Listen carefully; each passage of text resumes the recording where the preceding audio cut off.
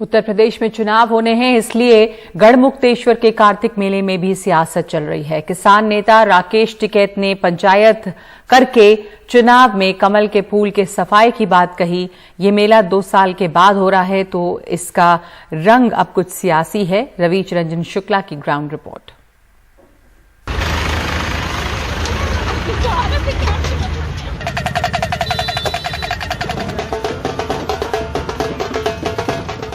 छोटा कुंभ कहे जाने वाले गढ़मुक्तेश्वर मेले में लाखों लोग कार्तिक स्नान करने के लिए बैलगाड़ी, ट्रैक्टर ट्रॉली और गाड़ियों से पहुंच रहे हैं। ये हुजूम देखकर सियासी नेताओं के भी हजारों बैनर पोस्टर लग गए हैं। सियाना के अलीपुर गांव के बुग्गी पर सवार होकर परिवार समेत 65 साल के रामरतन कहते हैं कि इस बार नेता ज्यादा पहुंच रहे हैं। पहले कोई मेला में आवा ना नेता, कोई नेता नहीं आता था। हाँ? अब सारे नेता आने लगे। अब नेता आ रहे हैं। क्यों नेता आ रहे हैं? अब कई आ रहे हैं, अन्य पहले से आए ही ना।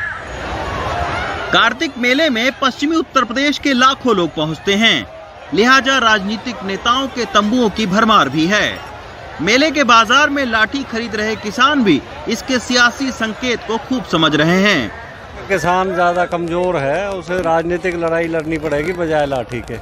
अच्छा, मतलब अब किसान जो है वो लाठियों से लड़ाई नहीं लड़ सकता है, राजनीतिक लड़ाई लड़नी पड़ेगी। तो कैसे राजनीतिक लड़ाई लड़ेगा? यहाँ तो सारी पार्टियों के बैनर पोस्टर लगे हुए हैं, सैकड़ों नेता घूम रहे हैं। जो भी किसानों के खिलाफ होगा उसके खिलाफ किसान एकजुट होकर लड़ेगा।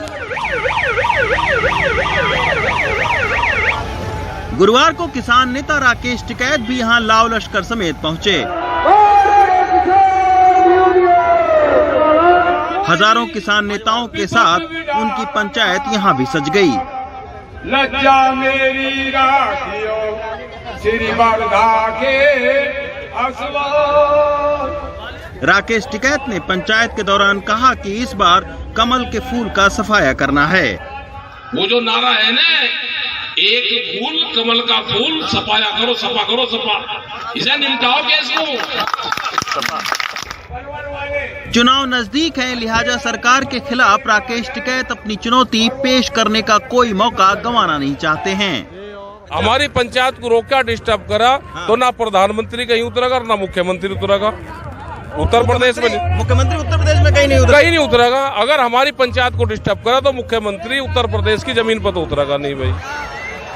कार्तिक मेले की धार्मिक महत्ता है कि महाभारत के बाद पांडवों ने मारे गए लोगों की आत्मा की शांति के लिए यहीं पर दीपदान किया था। लेकिन 2 साल बाद हो रहे मेले में लोगों को लुभाने का कोई मौका किसान नेता भी नहीं छोड़ना चाहते हैं। गढ़मुक्तेश्वर से अदनान के साथ रवीश रंजन शुक्ला, एनडीटीवी इंडिया।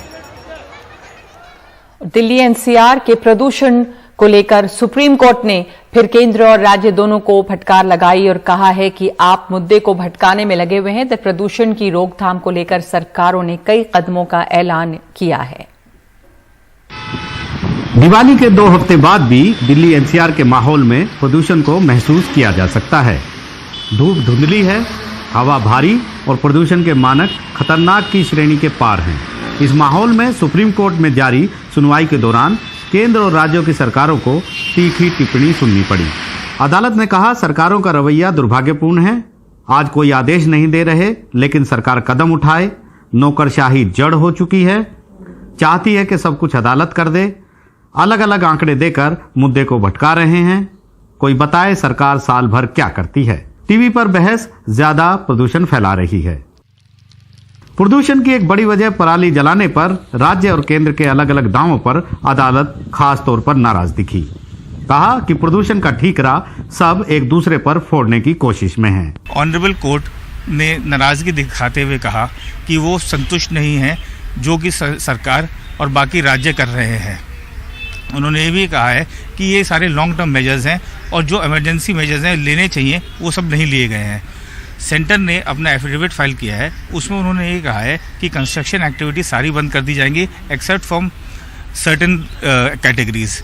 उन्होंने ये भी कहा है कि सारे स्कूल्स एनसीआर रीजन में बंद कर दिए जाएंगे और ये भी सारे स्टेट्स को कहा है कि वो सेंटर को योगदान करें। कुछ ऐसी भी टिप्पणी की है कि ब्यूरोक्रेसी कुछ नहीं करना चाहती, सब कुछ कोर्ट पे ही छोड़ देते हैं। ये भी उन्होंने नोट किया है कि it is bureaucracy failure to implement to curb air pollution in Delhi and NCR region. उधर दिल्ली सरकार ने प्रदूषण की मार को देखते हुए कई अहम कदमों का ऐलान किया। 21 नवंबर तक सभी निर्माण कार्य रोके, सभी सरकारी विभागों में वर्क फ्रॉम होम लागू किया, स्कूल कॉलेज अगले आदेश तक बंद रहेंगे, जरूरी सेवाओं को छोड़कर ट्रकों की एंट्री बंद रहेगी, गैस से चलने वाले उद्योगों के अलावा बाकी उद्योग बंद रहेंगे। दिल्ली के अंदर गैस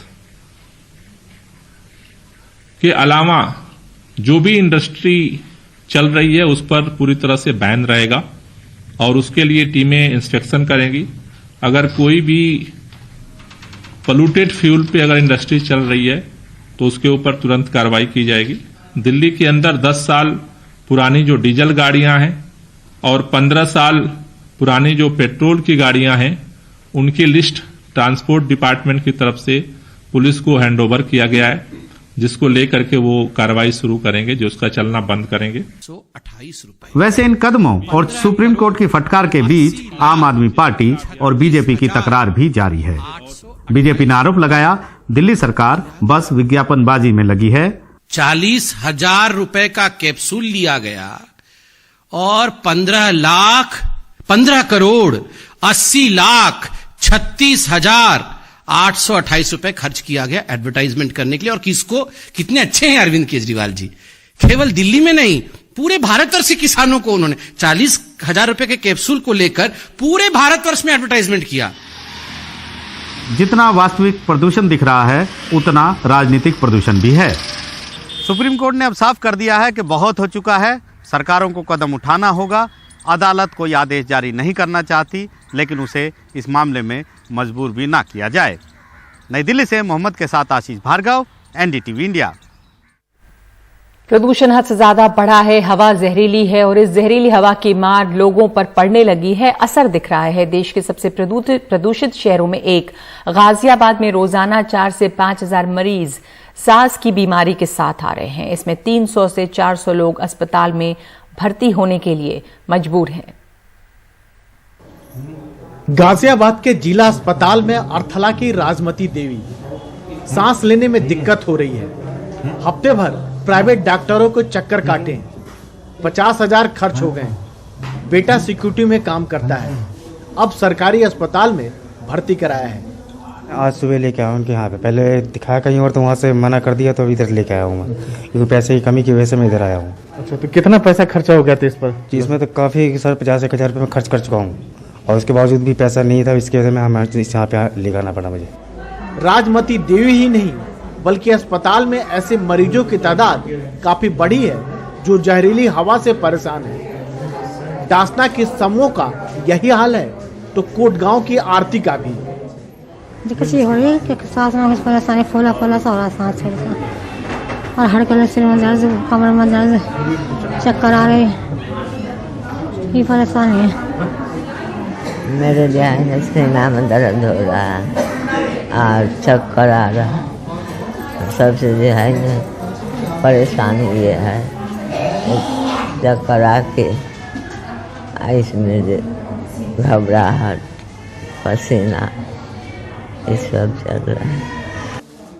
अकेले गाजियाबाद के जिला अस्पताल में ऐसे करीब 30% मरीज बड़े हैं जो सांस की बीमारी से परेशान हैं। किसी की सांस फूल रही है तो किसी को आंखों में जलन हो रही है, किसी में चिड़चिड़ापन बढ़ रहा है। खासकर अस्थमा और हृदय के मरीज का हाल ज्यादा बुरा है। देखिए, जो भी मरीज आ रहा है उसको सांस लेने में दिक्कत होती है, तो सबसे पहला उसका ट्रीटमेंट ही ये है कि उसको साफ वातावरण मिले और उसको मास्क लगाने की सलाह दी जाती है और उसके साथ साथ उसको ऑक्सीजनेट करा जाता है, तो उसको काफ़ी रिलीफ हो जाता है। और जो दवाइयाँ वो लेते हैं वो दवाइयाँ भी बढ़ानी पड़ती हैं और कई बार तो दुगनी करनी पड़ जाती हैं। जब ऐसे मरीज अस्पताल में आ रहे हैं तो डॉक्टरों पर काफी दबाव भी पड़ा है। पहले ही सरकारी अस्पताल में डॉक्टरों की कमी है, ऐसे में हालात नहीं सुधरे तो स्थिति बेकाबू होने में देर नहीं लगेगी। नहीं, हमारे यहाँ ये तो बेशक मरीजों का लोड बढ़ा है, लेकिन हम लोग इस स्थिति से निपटने के लिए बिल्कुल तैयार हैं। हम डेली मरीजों को भर्ती कर रहे हैं और डेली इलाज कर रहे हैं और डेली छुट्टी भी, जितनी जल्दी मरीज को सेटल हो जाता है, आराम मिल जाता है, हम तुरंत उतनी जल्दी छुट्टी कर लेते हैं। प्रदूषण की सबसे ज्यादा मार बच्चों पर पड़ी है। सैकड़ों बच्चे इलाज के लिए अस्पताल में आ रहे हैं। ऐसे में हालात को जल्द संभालना जरूरी है। हवा जहरीली हुई है, लोगों को बीमार बना रही है। अस्पताल में बड़ी तादाद में मरीज हैं, तो अपना ख्याल रखें, डॉक्टरों की बात माने, प्रदूषण से बचें। गाजियाबाद से राजीव रंजन, एनडीटीवी इंडिया। गुरुग्राम में शुक्रवार को खुले में होने वाली जुमे की नमाज को लेकर हर शुक्रवार कुछ हिंदू संगठन विरोध करते रहे हैं, लेकिन अब कुछ हिंदू और सिख अपनी जगह नमाज के लिए दे रहे हैं, जिसमें गुरुद्वारे भी शामिल हैं। देखिए ये ग्राउंड रिपोर्ट।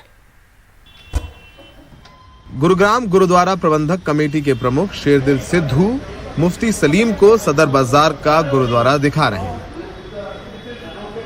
इस शुक्रवार इस गुरुद्वारे में गुरुबाणी के साथ अजान भी होगी और जुमे की नमाज भी पढ़ी जाएगी। सिद्धू का कहना है कि इस बार शुक्रवार को अगर खुले में नमाज को लेकर हिंदू संगठन विरोध करें तो मुसलमान नमाज गुरुद्वारे में आकर पढ़ सकते हैं। देखो, हमने तो देश का माहौल बचा के रखना, भाईचारा बचा के रखना। एक समुदाय जो मुस्लिम भाई है, इनको आप कहीं भी जगह नहीं देंगे नमाज पढ़ने की। किसी ना किसी को तो आगे आना होगा अगर देश को बचाना है तो, और इसमें कोई हर्ज भी नहीं है। देखो, गुरु घर जितने भी, चाहे मंदिर हो, मस्जिद हो, गुरुद्वारा हो, हर एक धर्म जाति के लिए होते हैं। गुरु घर में कोई मुसलमान भाई नमाज पढ़ने आता है, दे आर मोस्ट वेलकम। ये 100 गज की दुकान गुरुग्राम के सेक्टर 12 में रहने वाले व्यवसायी अक्षय यादव की है। अक्षय यादव ने ये दुकान मुसलमान समुदाय को जुमे की नमाज पढ़ने के लिए दे दी है। अक्षय का कहना है कि वो किसी भी हाल में गुरुग्राम को टूटने नहीं देंगे और मुसलमान चाहें तो उनके घर के आंगन में भी आकर नमाज पढ़ सकते हैं। मैंने उनको पूछा कि भैया आपको कितने लोग होते हैं आप लोग? बोला हम 10, 12, 15 लोग होते हैं। तो मैंने उनको बोला कि आप लोगों को नमाज पढ़नी है तो मेरा घर है, आप मेरे घर पे आके, मेरी एक प्रेमिसेस है खाली पड़ी हुई, एक मेरी जगह, मैंने कहा आप लोग यहाँ आके पढ़ लो, मेरे को कोई प्रॉब्लम नहीं है कि आप लोग भगवान का ही तो नाम ले रहे हैं। पिछले कई हफ्तों से शुक्रवार को जुमे की नमाज के लिए जगह ढूंढते घूम रहे मुफ्ती सलीम अब संतुष्ट हैं। उनका कहना है कि इस बार जुमे की नमाज की कोई चिंता नहीं है, क्योंकि तमाम हिंदू और सिख उन्हें जगह देने को तैयार हैं। तो ये एक बड़प्पन है। अब जैसा कि हमारे ये सिद्धू साहब ने एक इतना यानी बड़ा जुमला जो इस्तेमाल करा है कि गुरुद्वारे का जो द्वार है वो सबके लिए खुला हुआ है और कोई भी आकर के, अगर तुम्हें इबादत करने में दिक्कत है तो आके इबादत कर सकते हैं। ऐसा ही होना चाहिए। जब इंसान का अखलाक और उसके सोच ऐसी होगी तो कोई मसला नहीं होगा। पिछले कई शुक्रवारों को नमाज से ठीक पहले नमाज की जगह पर कुछ हिंदू संगठन या तो पूजा अर्चना करने लगते हैं या धार्मिक नारे लगाकर शोर मचाते हैं। 2 साल पहले गुरुग्राम प्रशासन ने हिंदू और मुसलमान संगठनों को बैठाकर नमाज पढ़ने के लिए 37 जगहें तय की थी, जिसे बाद में हिंदू संगठनों के दबाव में घटाकर 20 कर दिया गया है। जब हरियाणा प्रशासन गुड़गांव में कुछ हिंदू संगठनों को काबू करने में नाकाम रहा, वो हर शुक्रवार जुमे की नमाज पढ़ने के लिए मुसलमानों को रोकते हैं, कभी धार्मिक नारे लगाते हैं तो कभी वहाँ पर गोबर के उपले रख देते हैं। इसको देखते हुए गुड़गांव को बचाने के लिए गुरुद्वारे सामने आए, तमाम हिंदू सामने आए। वो कह रहे हैं हमारे दुकानों में आइए, हमारे खेतों में आइए, हमारे घरों में आइए, नमाज पढ़िए। इनका कहना है कि वो गुड़गांव को टूटने नहीं देंगे, देश सबका बराबर है। और ये एक करारा तमाचा है उनके चेहरे पर, जो धर्म की आड़ में अपनी राजनीतिक रोटियां सेकना चाहते हैं। तो फिलहाल इस जुमे को आप देखेंगे गुड़गांव में तमाम हिंदू के घरों में, तमाम गुरुद्वारों में मुसलमान भाई अपनी नमाज पढ़ेंगे। सहयोगी सुधीर कुमार राम के साथ गुड़गांव में सौरभ शुक्ला, एनडीटीवी इंडिया।